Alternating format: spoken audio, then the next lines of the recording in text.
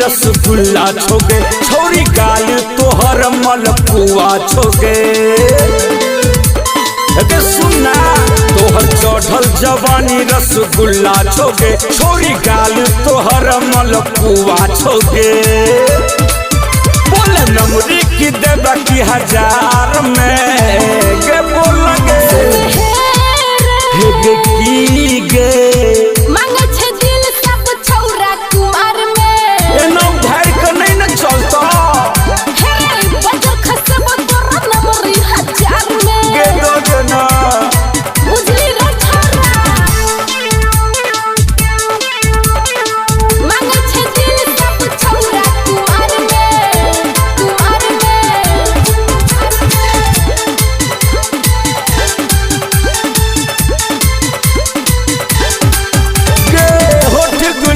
तोहर लागो छुआ ऊपर से नीचा तू लागे छ गुलगुल्ला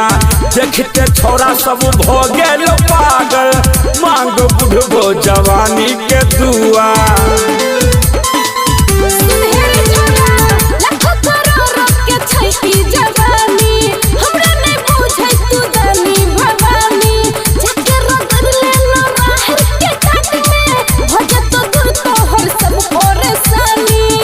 एगो तो देन चुम्मा उधार में गे दो जना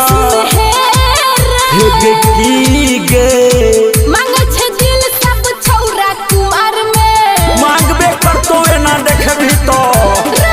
बजर खसबो तोरा नमरी 1000 में एना नहीं बाज गई एना नहीं बाज मांगे छे दिल सब छौरा कुमार में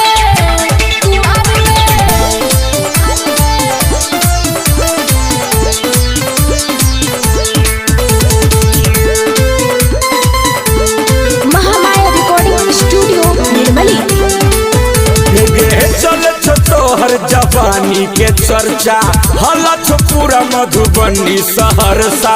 तोरे दुआरे मन हमर ये चंगा हमरो नहा दे न एक बेर गंगा नहा दे लगे